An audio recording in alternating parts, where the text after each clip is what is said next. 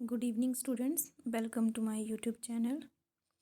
So, today I'm going to teach you class 9th history chapter 1 and French Revolution. So, this is chapter 1 French Revolution. After that, the Russian Revolution and then the rise of Nazism.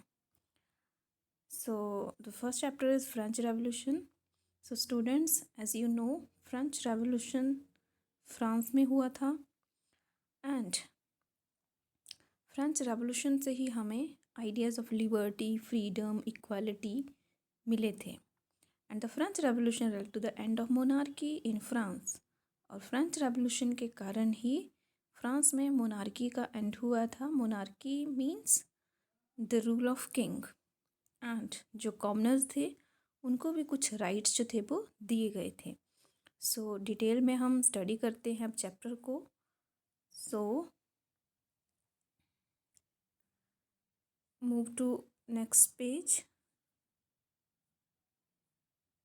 Yes, the French Revolution. On the morning 14th July 1789, the city of Paris was in a state of alarm. So the date is very important, 14th July 1789. So इस date को क्या हुआ था, France की जो city है Paris उसमें थोड़ा खतरा जो था वो मंडरा रहा था। सो ऐसा क्या हुआ था, the king had commanded troop to move into the city. ऐसा कहा जा रहा था कि राजा ने जो है वो ऑर्डर दिया है, अपनी आर्मी को भेजा है सिटी में। And rumours spread that he soon order the army to open fire upon the citizens. Rumours means अफवाह। अफवाह ऐसी फैली थी कि राजा ने ऑर्डर दिया है कि जो सिटीजन्स हैं उनके ऊपर जो है वो फायरिंग की जाए। सम 7,000 man and women gathered in front of town hall.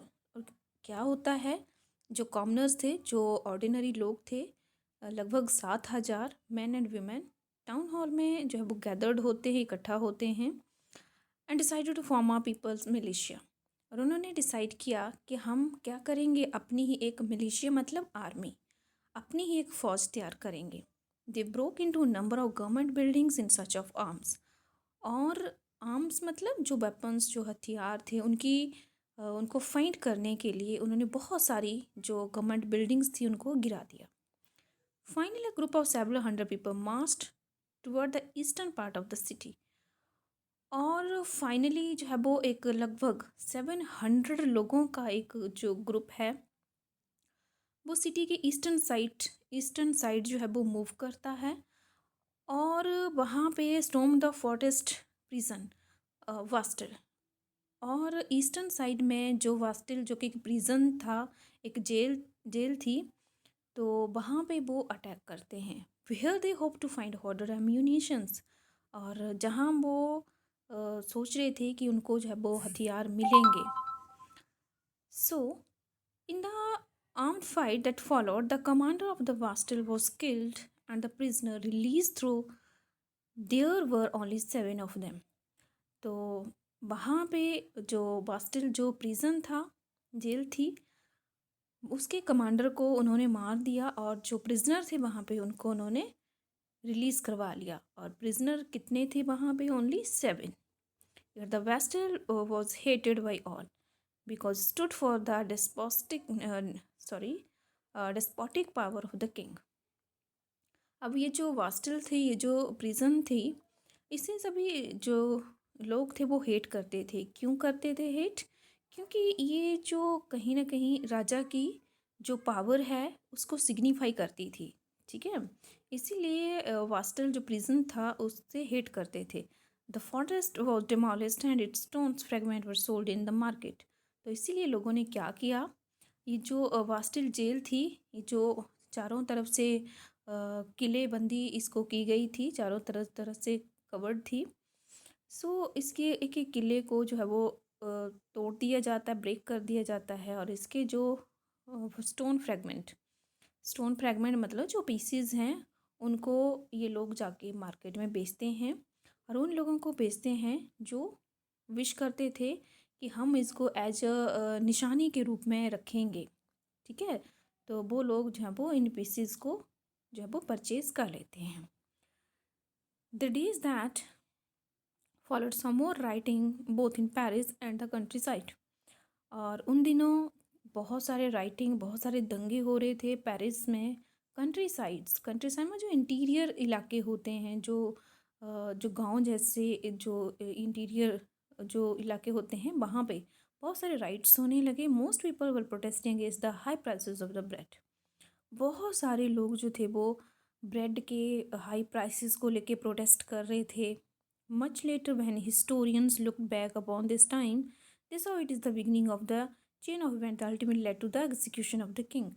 तो हमारे जो हिस्टोरियंस हैं उनका मानना था कि इस तरह से लोगों ने बहुत सारा प्रोटेस्ट किया और उनके खिलाफ, कॉमनर्स के खिलाफ, जो किंग जो राजा थे वो बहुत ज़्यादा उनका शोषण कर रहे थे। तो लोगों ने अल्टीमेटली सोच लिया था कि हम जो है वो किंग को एग्जीक्यूट करेंगे, मतलब किंग के रूल को हम हटा के रहेंगे और किंग को जो है वो फांसी पे लटका के रहेंगे। ठीक है। सो तो देखते हैं आगे क्या होता है। How and why did this happen. So ऐसा क्या हुआ, कैसे हुआ, क्या जो है वो राजा के रूल को जो है वो ख़त्म कर दिया गया। सो देखते हैं कैसे कैसे क्या क्या हुआ। तो यहाँ पे आपको स्टॉर्मिंग ऑफ बास्टिल जो प्रिजन है उसकी एक इमेज आपको बताई गई है। The next page, the French society during the late 18th century. तो पहले हम समझ लेते हैं कि एक्चुअल में जो फ्रेंच सोसाइटी थी वो कैसी थी। लेट 18th सेंचुरी मतलब हमारा जो टाइम पीरियड है 1700 टू 1800। ठीक है। सो इन 1774 लुइस 16, सो 1774 में फ्रांस का जो राजा था वो था लुइस 16। ठीक है। और वो वर्बन फैमिली से बिलोंग करता था। वर्बन जो है वो एक डायनेस्टी जो आप कह सकते हो। Bourbon family of king ascended the throne of France. तो वर्बन डायनेस्टी से था Louis 16 in 1774। He was 20 years old and married to a Austrian princess Mary Antoinette। सो जब वो 20 साल के थे तो उनकी जो है वो शादी हो जाती है। ऑस्ट्रियन प्रिंसेस थी Marie Antoinette. Upon his accessions the new king found an empty treasury. जब वो राजा बना था तो उसमें जो ट्रेजरी जो पैलेस में जो खजाने थे सारे खाली थे। लॉन्ग वो war had drained the financial resources of France, क्योंकि लंबे टाइम तक जो है वो लड़ाइयाँ लड़ते वॉर चला रहा, जिसके कारण जो फ्रांस के जो एक्चुअल फाइनेंशियल रिसोर्सेज थे वो ख़त्म हो गए थे।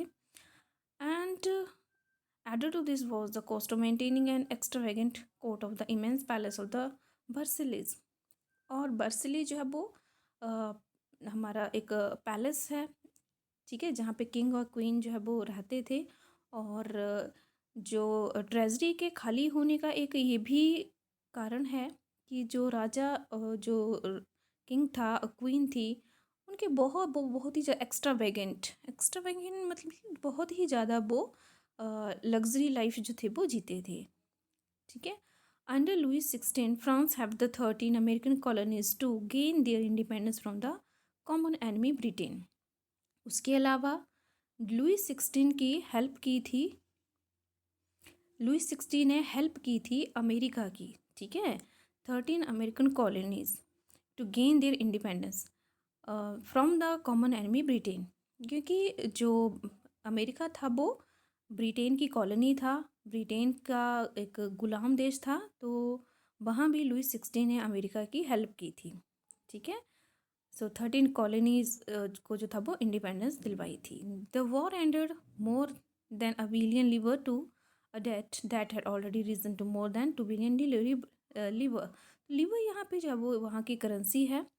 ठीक है, फ्रांस की। तो ऑलरेडी जो फ्रांस था उसके ऊपर बिलियन लीवर्स का जो था वो कर्जा था। और अमेरिका की यूएसए की हेल्प करने के बाद 2 बिलियन लीवर्स का जो डेट है वो और ज़्यादा बढ़ जाता है। Lender who gave the state credit now begin to charge 10% interest of loan. जो लेंडर थे, जो लोन देते थे, उन्होंने भी जो है वो लगभग 10% पे जो है वो 10% इंटरेस्ट पे लोन देना जो है वो शुरू कर दिया था. So the France government was obliged to spend an increasing percentage of its budget on interest payment alone. तो जो फ्रेंच गवर्नमेंट थी, अब जो है वो बहुत ही ज़्यादा उनके ऊपर जो था वो डेट था जिसको वो नहीं कर पा रहे थे, ठीक है, मैनेज नहीं हो पा रहा था. So the French government was obliged to meet its regular. तो बहुत ही ज़्यादा एक क्रिटिकल सिचुएशन जो थी वो फ्रांस में क्रिएट हो गई थी कि कैसे मैनेज किया जाए. और ऊपर से इतने ज़्यादा एक्सपेंसेस थे, सच है जैसे आर्मी का खर्चा हो गया, कोर्ट, रनिंग गवर्नमेंट, यूनिवर्सिटीज़, ठीक है. तो state was force to increase taxes. तो इन सारे खर्चों को पूरा कैसे किया जाए. इसके पीछे अब कैसे किया जाए, तो इसके लिए उन्होंने एक ही रास्ता निकाला, इंक्रीज टैक्सेस. टैक्सेस को बढ़ा दिया जाए. Yet even the major would not have sufficed. और कोई रास्ता नहीं था. तो French society it is divided into 3 state. अब देखो इतने सारे एक्सपेंसेस थे, ठीक है, और जो है वो अब टैक्सेस को बढ़ाने के लिए सोचा जा रहा था. तो उस टाइम ये था बेटा कि जो फ्रेंच सोसाइटी थी वो 3 स्टेट में डिवाइडेड थी, 3 स्टेट में. आप साइड में देख सकते हो, clergy, nobility and the commoners. Commoners में जैसे थर्ड स्टेट में big businessman, merchant, court official, lawyers, peasant, artisans, ये सभी आ जाते हैं. तो टैक्सेस तो बढ़ा दिए गए, लेकिन टैक्सेस का जो पूरा जो खर्चा, पूरा जो भार था वो थर्ड स्टेट पे था, ठीक है. So the only member of the third state पे टैक्सेस. जो थर्ड स्टेट के जो मेंबर्स हैं केवल वही टैक्सेस जो हैं वो देंगे. The society of state was part of feudal system. तो ये जो सोसाइटी थी फ्रांस में, ये जो था वो यहाँ पे फ्यूडल सिस्टम था, ठीक है. और ड्यूरिंग द मिडल एज, ठीक है, मिडल एज जो हमारा 1789 से पहले, 1789 में तो हमारा फ्रेंच रेवोल्यूशन हुआ ना, इससे पहले का जो पीरियड था, तो उस टाइम जो था वो फ्यूडल सिस्टम था, ठीक है. जो क्लर्जी है, क्लर्जी हमारे जो हैं वो जैसे हमारे किंग हो गए, सॉरी नोबिलिटी हमारे किंग हो गए, क्वीन हो गए, क्लर्जी हमारे जो चर्च में जो काम करने वाले होते हैं पीपल्स, ठीक है, वो हो गए. तो अब फर्स्ट स्टेट, सेकंड स्टेट पे तो कोई वो जो टैक्सेस का कोई भी जो है वो बोझ नहीं था, ठीक है. सारा बोझ किसके ऊपर था, थर्ड स्टेट के ऊपर. So the society of state was divided into part of feudal system. तो वहाँ पे फ्यूडल सिस्टम था. फ्यूडल सिस्टम मतलब जहाँ पे क्या हो कि बच्चे कोई बहुत ही उच्च पद पे जो अधिकारी हो, या उच्च पद पे जैसे हमारे किंग हैं, क्वीन हैं, क्लर्जी हैं, उनके अंडर जो काम करने वाले कॉमनर्स हैं, ठीक है. और अपनी जो भी लैंड है या अपनी जो भी प्रॉपर्टी है उसके वहाँ पे जो कॉमनर से काम करवाने वाले सिस्टम को जो है वो फ्यूडल सिस्टम कहते हैं. तो फ्यूडल सिस्टम जो था वो फ्रांस सोसाइटी में था. So, the term olderism usually used to describe the society and institutions of France before 1789. तो ये सारा olderism इसको कहा गया है जो कि 1789 से पहले जो था वो फ्रांस में था. सो फिगर नंबर 2 जो है वो show how the system of state in France society was organised. तो फिगर नंबर 2 आप देख सकते हो कि कैसे जो है वो एक सिस्टम जो था वो फ्यूडल सिस्टम या फिर स्टेट में जो है वो सोसाइटी डिवाइडेड थी. Peasants made up about 90% of populations. तो सबसे ज़्यादा जो पॉपुलेशन थी वो किसकी थी, पीजेंट्स की थी, किसान लोगों की थी. How only small number of their own land they cultivated. लेकिन उन पीजेंट्स में बहुत ही कम पीजेंट्स थे जिनकी अपनी लैंड होती थी. बहुत सारे जो पीजेंट्स थे वो दूसरे जो हम उनके ऑनर्स होते थे, जैसे फर्स्ट स्टेट, सेकेंड स्टेट के, उनकी लैंड पे काम करते थे. About 60% of land was owned by novels and church and other. देखो 60% ऑफ लैंड जो थी वो किसके पास थी, नॉवल जो थे, नॉबिलिटीज़ थे, चर्च के जो रिचर मेंबर, चर्च के जो मेंबर्स थे, या फिर थर्ड स्टेट के जो रिच पर्सन्स थे उनके पास जो थी वो लैंड थी. The member of the first 2 state that is clergy and nobility. तो जो फर्स्ट 2 स्टेट के जो मेंबर्स हैं, मैंने जैसे आपको बताया क्लर्जी थे या फिर वो नोबिलिटी थे. enjoyed certain privileges by birth.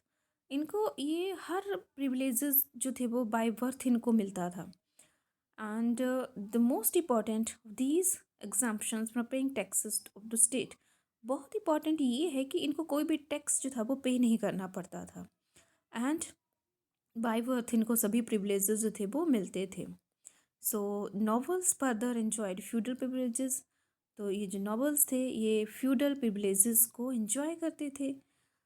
These included feudal dues they extracted from the peasants, तो ये क्या करते थे कि मतलब जो फ्यूडल ड्यूज मतलब जो भी होता था, जो पीजेंट्स लोग काम करते थे, ठीक है, तो उनसे वो खूब सारा टैक्सेस उनसे वसूल किया करते थे। So peasants were obliged to render service to the lord, तो जो पीजेंट्स थे उनको अपने लॉर्ड के लिए मतलब जिनकी जिनकी लैंड थी उनकी लैंड पे जो है वो काम करना पड़ता था, ठीक है, और बदले में जो वो उनको सारे टैक्सेस जो भी था वो देना पड़ता था। So work in his house and fields, तो जो उनके लॉर्ड थे उनके घरों में भी वो काम करते थे और उनके फील्ड्स में भी काम करते थे। टू सर्व द आर्मी और to participate in building roads, इसके अलावा ये जो कॉमनर्स थे ये आर्मी में भी यही काम करते थे, ठीक है, और बिल्डिंग्स वगैरह रोड जो बनते थे वहाँ पे भी यही काम किया करते थे जो हमारे कॉमनर्स थे, पीजेंट्स लोग थे।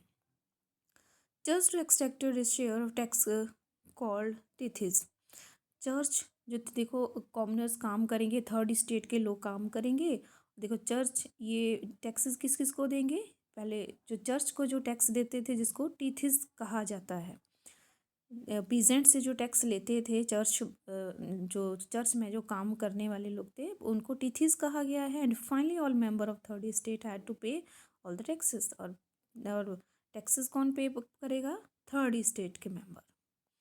दीज इंक्लूडेड डायरेक्ट टैक्स, और डायरेक्ट टैक्स भी इसमें इंक्लूड था जिसको टैले कहा गया है। And the number of indirect taxes which were levied on article everyday consumptions like salt, और ये एक डायरेक्ट टैक्स टैली था और इनडायरेक्ट टैक्स भी और भी लगाए गए थे जैसे कि सॉल्ट के ऊपर, टबैको के ऊपर।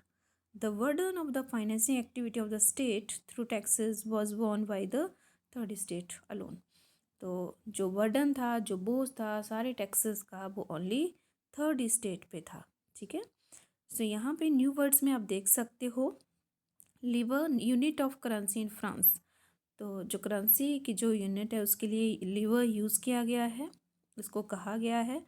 Clergy group of persons invested in special function in the church, clergy जो कि अपनी जो सर्विसेज है चर्च में देता है। टीज एक टैक्स है that levied by the church, ठीक है, जो चर्च ने जिस टैक्स को लगाया है उसको टेच कहा गया है। और taille tax to pay directly to the state, taille जो टैक्स है वो डायरेक्ट जब वो गवर्नमेंट को दिया जाने वाला टैक्स है। सो स्टूडेंट्स आज के लिए इतना ही, अगला पार्ट अगली वीडियो में।